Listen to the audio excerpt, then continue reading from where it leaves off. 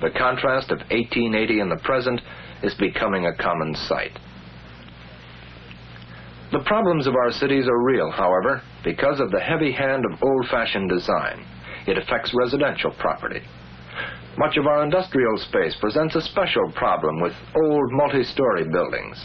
The elaborate pigeon roost we see here suggests that obsolescence stalks our apartment properties.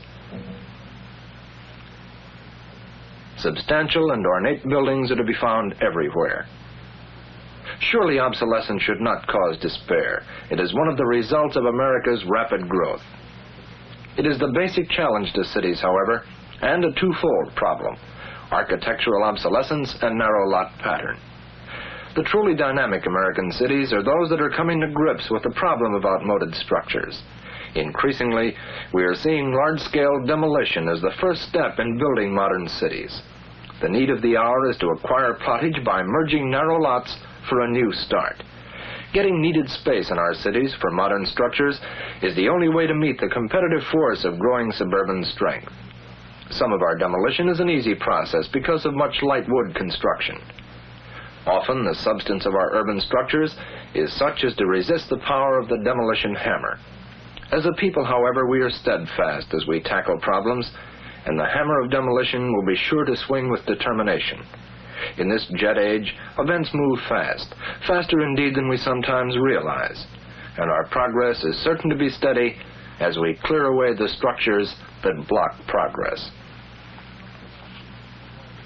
Obsolescence runs through all types of property, including some of our finest mansion homes. These too will bow to demolition, and as they pass from the American scene, strategic land will be cleared for new use. To be fully dynamic, the American city must now accommodate the automobile. This is the vital factor of our new age. The poor little parking meter is not by itself a solution to automobile problems. The forward-looking city is conscious of the automobile and automobile traffic as key factors. It is responding by providing adequate, well-located parking facilities, often building skyward to create the urgently needed space.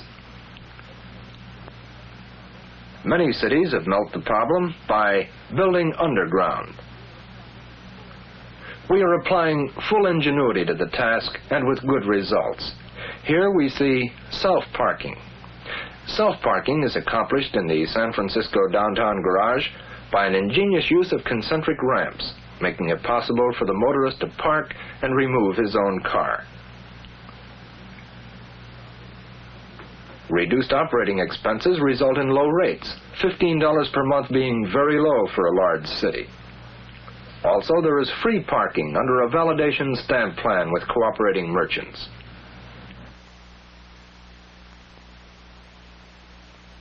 Hotels are striving to provide for automobile registry and even attached garage storage.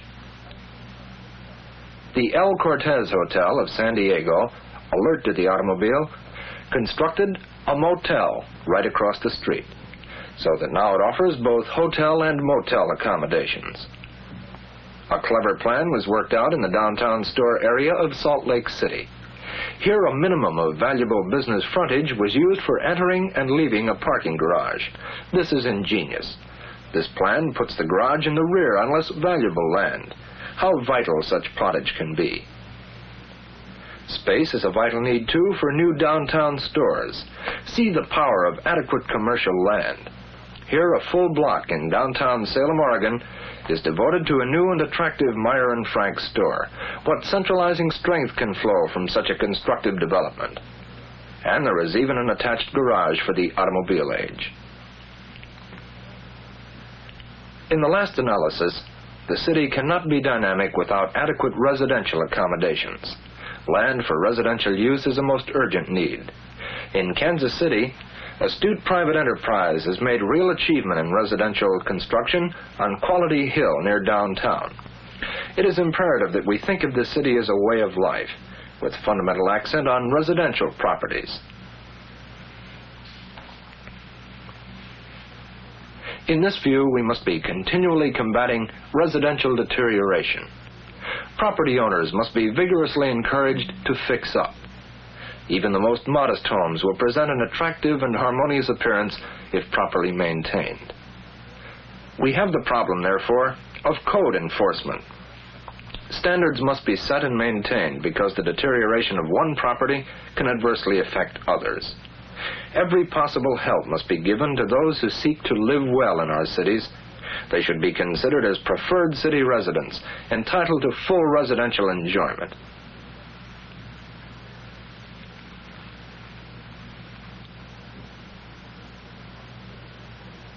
American ingenuity is also being displayed in residential property. Here is a cooperative apartment house on a narrow 30-foot by 60-foot lot. Each floor is offered for sale as a separate residence. Thus, an owner acquires a ranch house, so to speak, in a convenient downtown location. The concept of cooperative ownership has been growing and will no doubt be greatly expanded during the years ahead. The city, therefore, clearly remains dynamic under the force of constant change. The pulse of progress is steady. Some properties are rushing into existence, and others are rushing into discard. Alert eyes know it is inevitable that properties like these must go. It is not surprising, therefore, to return and see their removal underway.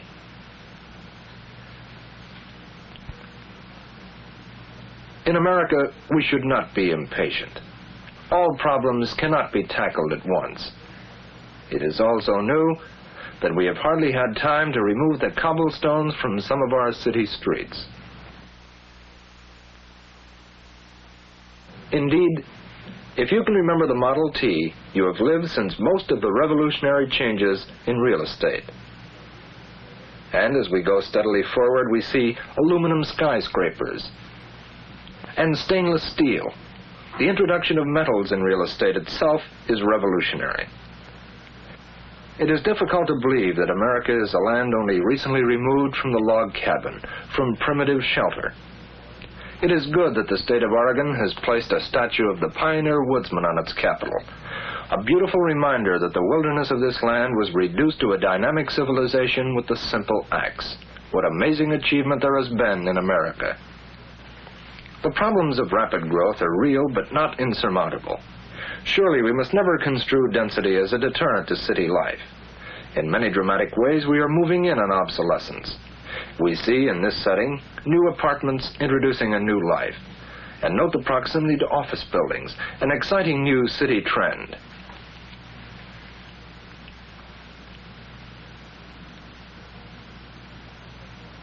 Beauty in commercial architecture is another new revolutionary force helping our cities. Frequently we find deep setback with trees. The introduction of attractiveness in commercial real estate results in a new harmony between commercial and residential. This is revolutionary because in the past, business property was often considered repugnant. Surely the pleasing harmony here is a constructive force for good in building modern cities. Let us summarize now by looking at St. Louis. First, what is St. Louis? Well, in terms of urban problems, it means broad leadership, Chamber of Commerce, architects, city planners, realtors, home builders, contractors, mortgage lenders, government officials. In short, a cross-section of community leaders must unite for action. The first step, of course, is urgently needed plottage. That has been started in St. Louis. In the use of the cleared land, St. Louis has made a highly desirable step in having an apartment house as an initial structure. Its close proximity to downtown office buildings gives accent to the exciting current trend toward living close in. The comforts, convenience, and even the health of living in a small world are being recognized by increasing numbers of people. Many people are desiring to walk to work again. Such stimulating activity sparks further effort, and St. Louis is now cleaning up existing buildings to tone up the entire downtown area. The apartments, however, are the most significant, because there can be no enduring city vitality unless we provide for full city life.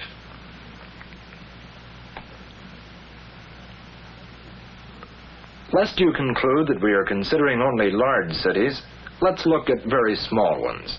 Here is some quaint obsolescence in tiny Columbus, Indiana, common, of course, to cities large and small. Leadership in Columbus refused to despair about obsolescence. A renowned architect was retained to create new beauty. The results are inspirational. What a great contribution our design professions are making and can continue to make in our urban life. Constructive activity was extended into the downtown business area. Here we see a typical American business street as developed during the horse and buggy era. A civic-minded family of bankers decided to construct a new bank using the finest of architectural guidance. The result, a breath of new life on an obsolete street. A truly beautiful corner with contemporary style, deep setback, and trees. It is really a great contribution to community betterment. People are well served. The problems of the automobile were fully realized and planned for with the very latest in drive-in facilities. The contrast of the old and a refreshing new achievement suggests that the pulse of healthy change exists also in small communities. Another exciting observation is found in the small community of Bartlesville, Oklahoma, the now famous Price Tower by Frank Lloyd Wright. For a small town, this building is quite amazing because it has offices and apartments on the same floor. Many people are putting strong accent on convenience even in small communities. Here certainly is another contribution of greatness, and in a small city. Moreover, it is a law of real estate that constructive, dynamic effort sparks other activity. It is not surprising, therefore, to find collateral work going on in the area around the tower. Further demolition and rebuilding are stimulated by every constructive achievement. Thus, the benefits spread. The story, moreover, is the same for any community, large or small.